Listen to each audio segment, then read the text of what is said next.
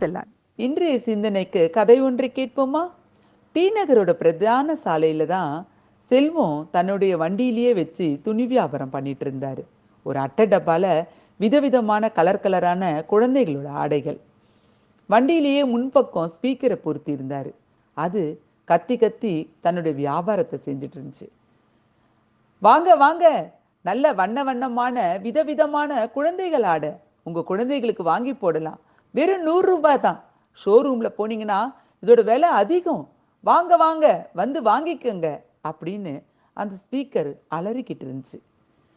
இதை கேட்டு திரும்பி பார்த்த 2 பெண்களும் வந்து, எவ்வளோப்பா அந்த ட்ரெஸ்ஸு அப்படின்னு கேட்டதுக்கு, 100 ரூபாய் தாம்மா அப்படின்னு செல்வம் சொன்னான். எனக்கு இந்த மஞ்சள் கலரை கொடு அப்படின்னு ஒரு அம்மாவும், எனக்கு இந்த நீல கலர் கொடுப்பா அப்படின்னு இன்னொரு அம்மாவும் கேட்டாங்க. ரொம்ப சந்தோஷமா 2 ஆடையும் எடுக்கிறதுக்குள்ள அந்த ஜீப் வந்து நின்றுச்சு. யாருன்னு பார்த்தா உள்ள இருந்து இன்ஸ்பெக்டரும் கான்ஸ்டபிளும் இறங்குனாங்க. டேய் வண்டி எடு அப்படின்னு தடியால வண்டியை ஒரு தட்டு தட்டினாங்க. அந்த வியாபாரம் பண்ண வந்த அந்த வாடிக்கையாளருங்க நமக்கு எதுக்கு வம்புன்னு துணியை விட்டுட்டு அவங்க போயிட்டாங்க. செல்வத்துக்கு ரொம்ப வேதனையாயிடுச்சு. ஐயா ஐயா, என்னங்க ஐயா, இப்பதான் ஐயா போனிக்கு வந்தாங்க, அதுக்குள்ளேயே இப்படி பண்றீங்களே அப்படின்னு பேசி பார்த்தான். இன்ஸ்பெக்டர், டேய் இவங்கிட்ட இப்படி பேசினா வேலைக்காகாது, அந்த அட்டை டப்பா தூக்கு, ஜீப்ல போடு அப்படின்னு கான்ஸ்டேபிள் கிட்ட சொன்னார். பேசிட்டு இருக்கும்போதே கான்ஸ்டேபிளும் அந்த அட்டை டப்பாவை எடுத்து கழட்டினார். செல்வம், ஐயா இதை நம்பிதான் என் குடும்பம் பொழைக்குது ஐயா, தயவு செஞ்சு விட்டுருங்க ஐயா அப்படின்னு எவ்வளோ போராடி பார்த்தான். ஆனால் கான்ஸ்டேபிள் அந்த அட்டை டப்பாவும் அந்த துணிங்கெல்லாம் எடுத்து ஜீப்பில் வச்சுட்டான். ஜீப்பில் வச்ச மறுபு கணமே இன்ஸ்பெக்டரும் ஜீப்பில் ஏறிக்கிட்டாரு. கான்ஸ்டேபிளும் ஏறிட்டான். வண்டி எடுத்துகிட்டு போயிட்டாங்க.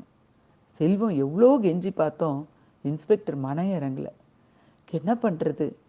அட கடவுளே, வியாபாரத்தை தொடங்கக்குள்ளேயே இப்படி வந்துட்டாங்களே அப்படின்னு அழுதுகிட்டே கண்ணை தொடச்சிக்கிட்டு வண்டி எடுக்கலான்ட்டு குனிஞ்சப்ப தான் அந்த ஜீப் நின்றுந்த இடத்துல ஒரு பர்ஸு விழுந்து கிடந்துச்சு. ஆண்கள் உபயோகப்படுத்துகிற பர்ஸ் தான். என்ன பர்ஸ் இது அப்படின்னு ப்ரௌன் கலரில் இருந்த அந்த பர்ஸை எடுத்து திறந்து பார்த்தேன். உள்ள ஃபுல்லாக கட்டுக்கட்டாக பணம், அப்புறம் ஏதோ ஐடி கார்டெல்லாம். இங்கே ஏதோ ஃபோட்டோ இருக்கே, யாருது இது அப்படின்னு சொல்லி அந்த பர்ஸோட ஒரு பக்கம் இருந்த அந்த ஃபோட்டோ பார்த்தப்ப தான் தெரிஞ்சிச்சு, இப்போ ஜீப்பில் வந்துட்டு போன இன்ஸ்பெக்டரோடது. அதை பார்த்த உடனே செல்வத்துக்கு ஒரு வினாடி இந்த பர்ஸை கொடுக்கக்கூடாது, நம்மளே வச்சுக்கலாம், எப்படியும் நம்ம பண்ணுற அந்த துணி வியாபாரத்தில் அந்த துணிங்களை விட இதில் அதிகமாகவே பணம் இருந்துச்சு. ரோட்டில் விழுந்த பர்ஸு எப்படி தெரிய போகுது அவருக்கு அப்படின்னு தான் மனசில் நினச்சான் செல்வம். மறுகணமே, ச்சே நமக்கு ஏன் இந்த குணம், அடுத்தவங்களோட பொருள் நமக்கு எதுக்கு அப்படின்னு சொல்லிட்டு பர்ஸை எடுத்து நல்ல பத்திரமா தன்னோட வண்டியோட டிக்கியில் வச்சுட்டு வண்டி எடுத்தான். போலீஸ் ஸ்டேஷனுக்கு தான். போலீஸ் ஸ்டேஷனுக்கு போக்குள்ள அங்கே இன்ஸ்பெக்டரு எப்பயோ ஜீப்பில் வந்தனால உள்ளே உட்காந்துட்டாரு. கான்ஸ்டேபிள் தான் அந்த துணி அட்டை டப்பாவை எடுத்து பார்த்துன்னு இருந்தார். செல்வத்தை பார்த்துன்னு, என்னடா எதுக்கு வந்துக்கிற, இந்த துணிங்களை எடுத்துகிட்டு போகிறதுக்கா? சரி சரி, அப்படியே எனக்கும் 2 ட்ரெஸ்ஸு குடித அப்படின்னு கேட்டார்.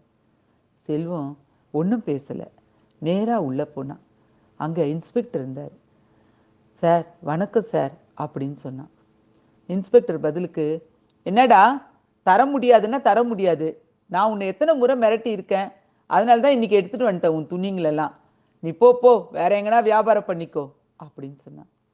இல்லை சார், நான் உங்களை பார்க்கத்தான் வந்தேன் அப்படின்னு செல்வம் திரும்பவும் சொன்னான். என்னத்துக்கு என்ன பார்க்க வந்த அப்படின்னு ரொம்ப கோபமாகவே தலையை தூக்கி பார்த்தாரு இன்ஸ்பெக்டர். கையில் வச்சுருந்த அந்த பர்ஸ் எடுத்து இன்ஸ்பெக்டர்கிட்ட காட்டினான். என்னது ஏன் பர்ஸ் மாதிரி இருக்கே அப்படின்னு உடனே பின்பக்க கையை வச்சு தடவி பார்த்தாரு. தன்னோட பின் பாக்கெட்டில் இருந்த பர்ஸு இருக்கான்ட்டு. அங்கே அந்த பர்ஸு இல்லை. இது எப்படி உன் கையில் வந்துச்சு அப்படின்னு கேட்டார்.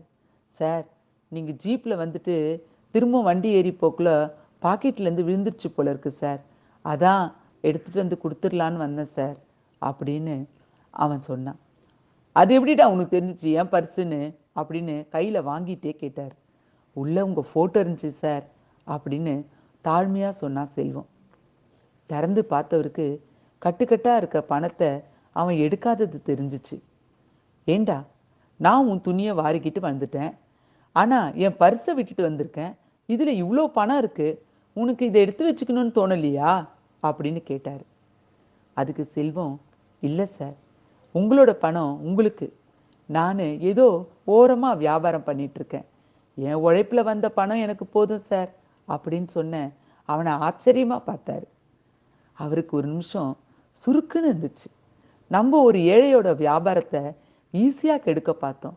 ஆனா அவன் தனக்கு சொந்தம் இல்லாத நம்மளுடைய பணத்தை இவ்வளோ நேர்மையா எடுத்துட்டு வந்து கொடுத்துட்டானே அப்படின்னு சொல்லிட்டு அவன் தோலை தட்டி கொடுத்துட்டு, நான் என்னவோ நினைச்சேன்ப்பா, பரவாயில்லையே, உன்னோட உண்மைக்காகவே இனிமேல் நீ தைரியமா அங்க வியாபாரம் பண்ணிக்க அப்படின்னு சொல்லிட்டு, கான்ஸ்டேபிள், அவனோட துணியை எல்லாத்தையும் அதுல வச்சு கொடுங்க அப்படின்னு சொல்லி சத்தம் போட்டார். அந்த அட்டை டப்பாவை தூக்கிட்டு கான்ஸ்டேபிள் வந்து, இந்தா அப்படின்னு கையில கொடுத்துட்டாரு. அதை வாங்கிட்டு செல்வம், ரொம்ப நன்றி ஐயா அப்படின்னு கண்ணில் வந்த தண்ணியை தொடச்சிட்டு சொன்னான். இன்ஸ்பெக்டருக்கு செல்வத்தை அப்படியே அனுப்ப மனசு வரல. பர்ஸை திறந்து அதுல இருந்த 2000 ரூபாயை ஒன்று உருவினாரு. உருவி, இதை வச்சுக்கோடா, வச்சுக்கோ, ஓ எதனா சாப்பிட்றியா அப்படின்னு கேட்டாரு.